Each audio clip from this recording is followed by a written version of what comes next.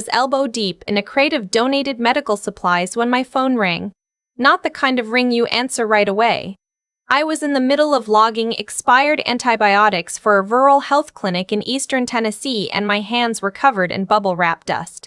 I let it go to voicemail, then it rang again. Same number, area code I recognized. Harlan County.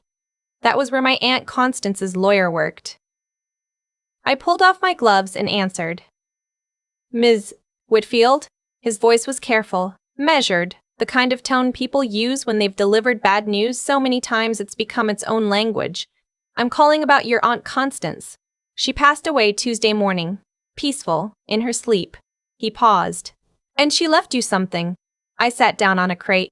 Aunt Constance had been the steady one in our family. Never married, never made a scene, never asked anyone for anything. She'd spent 40 years as a pharmacist in a small Kentucky town, lived below her means, and kept mostly to herself. At every holiday dinner, she sat at the end of the table and watched the rest of us like she was studying a documentary she'd already seen the ending of. She'd sent me money when I got into nursing school. Not a loan. A gift in a card that said, "Keep going. Don't let them slow you down." I never fully understood who them was until after she died. The lawyer's name was Mr. Aldridge, and he drove a tan Buick and wore a bolo tie without any irony. We met at his office in a strip mall 2 days later. He slid a folder across the desk, and inside it was a summary of the estate. The house on Mill Creek Road, paid off. 3 investment accounts, conservative, but steady. A life insurance policy. Total, just over $900,000. I asked him to say the number again. He did. Your aunt made revisions to her will about 18 months ago, he said. Everything goes to you. Directly, cleanly. No other named beneficiaries. I thought about my cousin immediately. Not because I wanted to, it was automatic. The way your brain flags a storm on the horizon before your eyes register the clouds.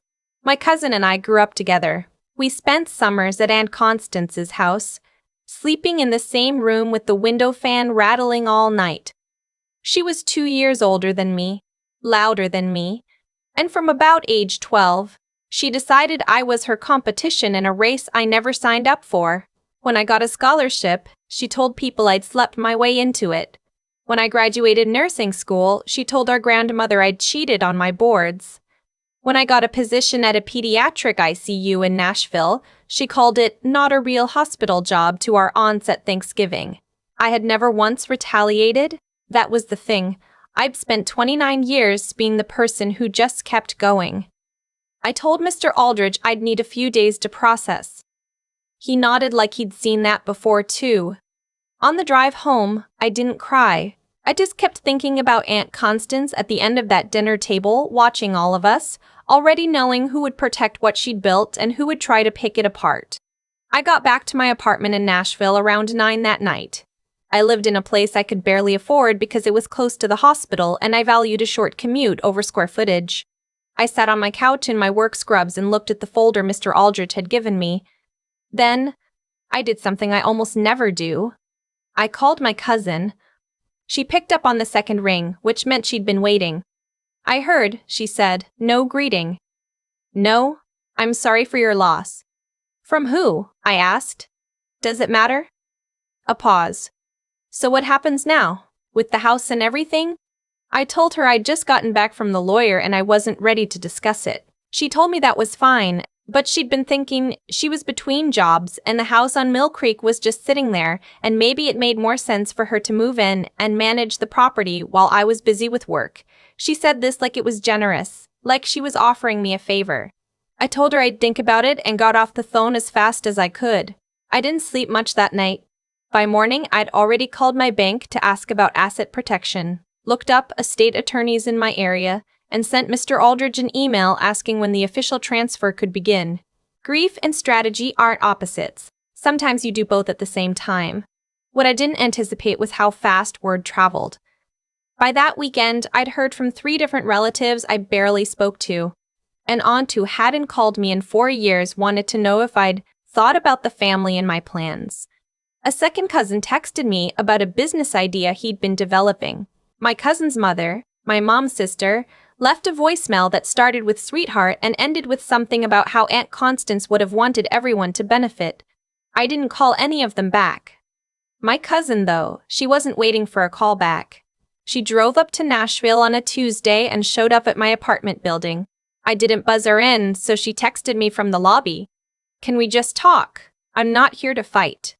I came down because I'd rather have a conversation in a lobby than avoid one forever. She looked tired, actually. That surprised me. She usually came into rooms like she owned them. That day, she had dark circles and a new tote bag that still had the price tag tucked inside the handle.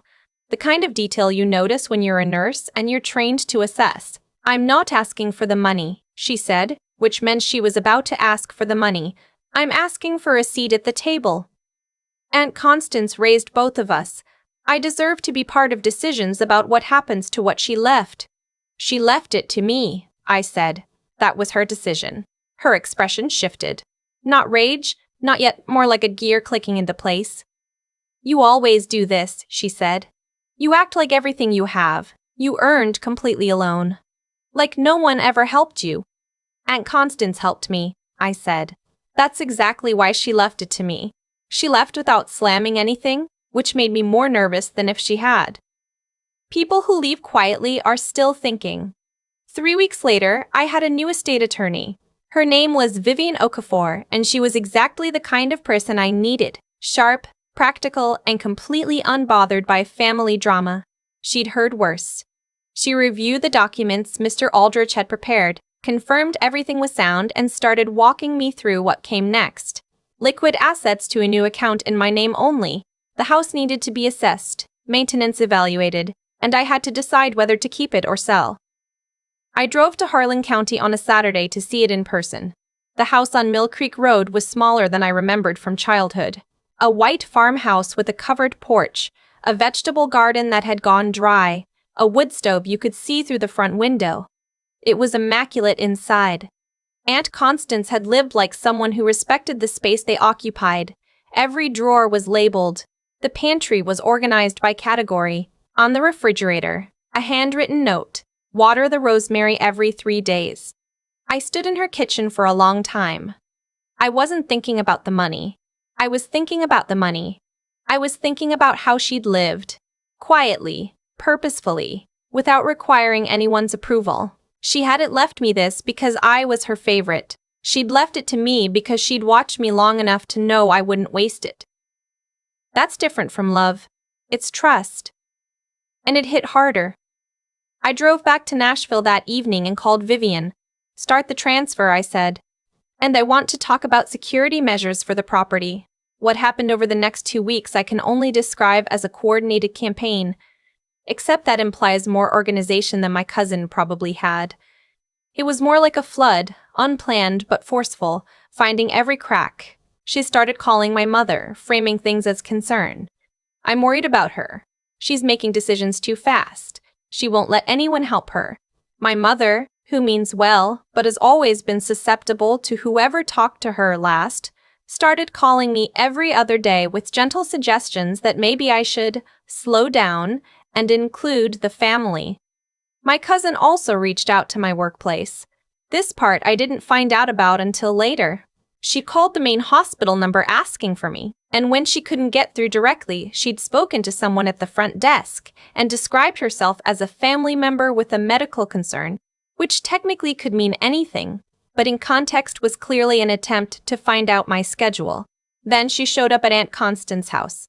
I found out because the neighbor across the road, a retired man named Mr. Tilson who'd known my aunt for 30 years, called me. He said a woman had been walking the property, looking through the windows, and then sat in her car in the driveway for about an hour before leaving.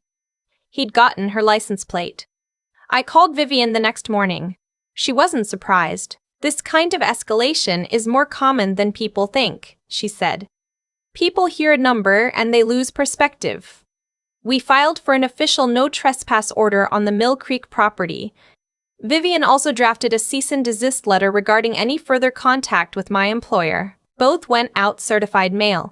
My cousin's response was not to stop, it was to pivot. A coworker at my hospital texted me one afternoon with a screenshot. My cousin had posted in a local Facebook community group, not a private one, a public neighborhood forum, a vague but unmistakable post about a family member who had sought out her entire family after coming into money and was refusing to honor a dying woman's wishes. She didn't use my name, but she used enough detail, the county, the profession, the general family structure, that anyone who knew us would know exactly who she meant. The post had 43 comments before I saw it. Some were sympathetic to her. A few were people who clearly recognized the situation and were tagging friends. One comment said, "This sounds like the situation on Mill Creek." I sat with it for 10 minutes. Then I called Vivian. She told me to screenshot everything, which I did. Then she told me this qualified as defamation given the identifiable details, and we had the option to send a formal demand to remove it and preserve the evidence for a potential civil claim. I told her to send it. The post came down within 6 hours. But the quiet that followed didn't feel like victory. It felt like the pause between weather systems. My cousin had backed down on that front, which meant she was finding another one. Sure enough, the next move came from a direction I hadn't fully guarded. She'd gotten to my mother. Not in the dramatic way, no scenes, no ultimatums. Just steady, slow pressure over phone calls and coffee visits, the kind my cousin was good at. She was charming when she wanted something. I'd watched her workrooms since we were teenagers. By the time I realized what was happening, my mother had started forwarding me articles about family inheritance disputes and asking if I'd considered mediation. I drove home to see my mother in person. I didn't call ahead, and when I got there, my cousin's car was in the driveway. I went in anyway. The three of us sat in my mother's kitchen, which was the last place I wanted to be for this conversation. My cousin had a legal pad on the table which told me she'd come prepared. My mother looked uncomfortable in the way people do when they've set something in motion and are only now realizing they can't control it. My cousin started talking about equitable distribution and family legacy like she'd read 2 paragraphs of an estate law article and decided that made her an expert. She talked about how Aunt Constance had loved everyone equally, how the house had memories for the whole family, how she just wanted to be included. I let her finish. Then I said, "Aunt Constance chose me. She had 18 months between the last revision of her will and her death. She had time to change her mind. She didn't." My cousin's voice went up. "You were always her project, her little success story. You think I don't know that's why she picked you?" "Maybe," I said, "but she picked me. That's not something you can renegotiate." She stood up. The legal pad slid off the table. She said things I won't repeat, not because they hurt, but because they weren't true, and repetition gives them more weight than they deserve. My mother tried to intervene and got caught in the middle, which wasn't fair to her, but also wasn't something I'd caused. My cousin left. My mother sat back down and looked at her coffee cup. "She's in a hard place," my mother said. "I know," I said. "That's not my fault." We sat there for a while. My mother didn't apologize exactly, but she stopped forwarding articles after that. The next few weeks were about reinforcement. Vivian finalized the transfer of the investment accounts. I opened a dedicated account at a regional bank separate from my everyday checking. On Vivian's advice, the Mill Creek house got a proper security camera system installed. Motion activated, with remote alerts to my phone. Mr. Tilson, bless him, agreed to keep an eye on the property and call me if anyone came by again. At the hospital, I quietly let my charge nurse know I'd been having some family boundary issues and asked that no personal information be given out to anyone calling on my behalf. She didn't ask questions. She just noted it and moved on. I've always liked working with people who understand that some problems are real even when they're not dramatic. My cousin, meanwhile, had stopped reaching out to me directly. At first, I thought she was done. She wasn't. A nursing school classmate texted me out of nowhere. We hadn't talked in 2 years, but she'd seen my cousin's comments, not the Facebook post which had been taken down, but a separate comment thread in a closed nursing alumni group where my cousin had apparently joined and made a vague post about a family member in the medical field not being who she presented herself as. She'd framed it as a warning, used just enough specifics to be pointed. I read the screenshot 3 times. Then I called Vivian. She's trying to touch your professional reputation now, Vivian said.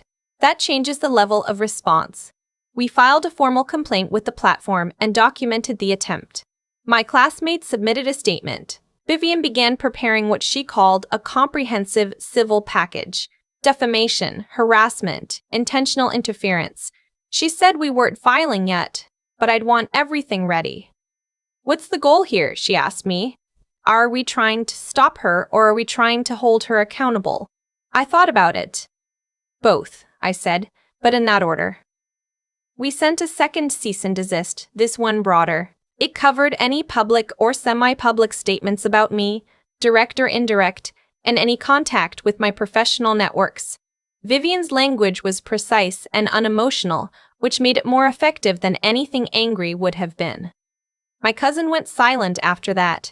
Real silence, not the tactical kind. I knew the difference by then.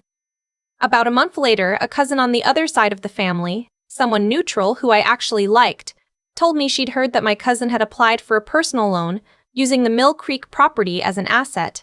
The application had been flagged because the title was clearly in my name, but the fact that she'd tried it told me everything about where her thinking had gone. I called Vivian. Already on it, she said. She'd been alerted by the title company's monitoring service we'd set up. There were no legal ramifications because the loan hadn't gone through, but it created a paper trail. I went out to Mill Creek that weekend alone. Walked the property in the late afternoon when the light came through the trees sideways and made everything look softer than it was. I fixed the vegetable garden a little, pulled some dead growth, turned the soil. I watered the rosemary on the porch. I'd been so focused on protecting the place that I hadn't let myself just be in it. Aunt Constance hadn't accumulated what she had by chasing things. She'd done it by making careful choices, one at a time, over decades, without making a production out of any of it. She'd watched the rest of the family perform and compete and position themselves, and she'd just kept going. Quietly, steadily. I understood her better now than I ever had when she was alive. Back in Nashville, I sat down with a notepad and worked through my actual plans for the money. Not defensive plans, real ones. I'd been so busy protecting the inheritance that I hadn't thought about what I wanted to do with it. A down payment on a home of my own. A health savings buffer so I wasn't one bad month from financial panic. Possibly, eventually, a foundation or small fund for rural health access. Something that felt connected to the work I was already doing. None of it involved my cousin. None of it required anyone's approval. Vivian called the following Thursday with news. The cease and desist had held. The loan application had been formally flagged as fraudulent misrepresentation. My cousin had not made any further contact with my employer or my networks. The Mill Creek title was secure. The estate was, for all legal purposes, settled. You handled this well, Vivian said. Most people in your position either freeze or overcorrect. You did neither. I didn't feel like I'd handled it well. I felt like I'd been grinding through something for months and had finally come out the other side. Not triumphant, but intact. There's a difference, and anyone who's been through something like this knows it. My mother called me that same evening. We talked for almost an hour, which was longer than we'd talked in years. She didn't bring up my cousin. I didn't either. We talked about my Aunt Constance, actual memories, not the estate. The way she kept an emergency kit in every car she ever owned. The time she drove 4 hours in a snowstorm to bring me a care package when I had mono in my sophomore year of nursing school. The way she always said goodbye like she meant it. Before we hung up, my mother said, she'd be proud of you. I said I hoped so. I drove back to Mill Creek one more time before winter came and walked through every room again with a notepad, this time making a list of what I wanted to keep, what needed repair, and what small changes might make the house feel more like mine without erasing what it had been. I kept the labeled drawers. I kept the wood stove. I reordered the pantry into a system that made more sense to me. On the refrigerator, I left Aunt Constance's note about the rosemary. Some things you just don't change. What I've learned is that inheritance isn't really about money. The money is real, and it matters, and I'm not going to pretend otherwise. A nurse in her late 20s, doesn't come into almost $1 million without it changing the landscape of her life in concrete ways. But the fight that came after the inheritance wasn't about money either. It was about something older and simpler, who gets to decide the terms of their own life. My cousin had spent years believing that my success diminished her somehow, that every door I walked through was one she'd been kept from. I don't know if she really believed that or if it was easier than taking stock of her own choices. Maybe it was both. Maybe the two things live side by side in people and never resolve. What I know is that Aunt Constance saw all of it from the end of that dinner table. She watched every dynamic play out, every quiet slight, every competition nobody had agreed to enter. And in the end, she made her choice clearly and legally and without asking anyone's permission. I like to think she knew exactly what she was setting in motion.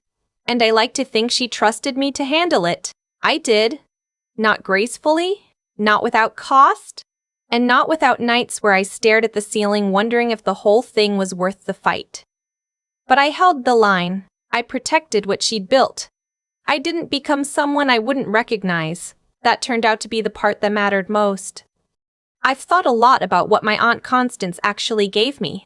Not the house, not the accounts, not the number Mr. Aldridge read out in that strip mall office. What she gave me was a proof of something I hadn't been sure of until I was forced to defend it. She'd watched our family for decades. She saw who showed up and who performed showing up. She saw who built things quietly and who waited for someone else to build something worth taking. And she made her choice. That's not luck, and it's not favoritism. That's cause and effect playing out over 40 years of small, consistent actions, mine and my cousin's. I don't say that with satisfaction. I say it because I think people misunderstand how consequences actually work. We want them to be fast and obvious. Someone does something wrong and the ground opens up beneath them. It doesn't happen like that. It's slow. It accumulates. My cousin spent years making choices that felt low stakes to her. The rumors, the dismissals, the easy resentments. And none of those things seemed to cost her anything in the moment. But they were being recorded somewhere. Not by God. Not by the universe in any mystical sense. Just by the people around her who were paying attention. Aunt Constance was paying attention. And I was too, even when I didn't realize it. Every time I kept going instead of retaliating. Every time I kept going instead of retaliating. Every time I chose my work over the drama. Every time I let her have the last word in a room full of relatives because I knew the argument wasn't worth winning. Those weren't weaknesses. They were deposits into something I couldn't see yet. When the inheritance came, my cousin's first instinct was to reach for it. Mine was to protect it. That difference didn't appear out of nowhere on the day Mr. Aldridge called. It had been forming for years. Character is just the sum of what you do when no one's grading you. What I know now. And what I wish I'd understood as clearly when I was 22 and grinding through nursing school while she was telling people I'd cheated, is that integrity isn't a strategy. You can't put it on when it's useful and take it off when it's inconvenient. It either runs through you or it doesn't. And when something like this lands in your life, everyone around you finds out which one is true, including you. Vivian told me I handled things well. I think what she meant was that I didn't lose myself in it. I got angry, I got scared. I had nights where I wondered if protecting the inheritance was worth the damage to the family that came with it. But I never stopped being someone I recognized in the mirror. That's the only real win in a situation like this. My cousin is still out there somewhere, and I genuinely don't know what happens next for her. I hope she figures something out. I hope the version of her that drove up to Nashville that Tuesday, tired looking, with a price tag still tucked in her bag, eventually finds a way forward that doesn't require tearing someone else down. I'm not holding my breath. But I'm also not holding a grudge. Grudges require you to keep carrying something that already cost you enough. The rosemary on Aunt Constance's porch is doing fine. I water it every 3 days, same as the note said. Some things are just that simple.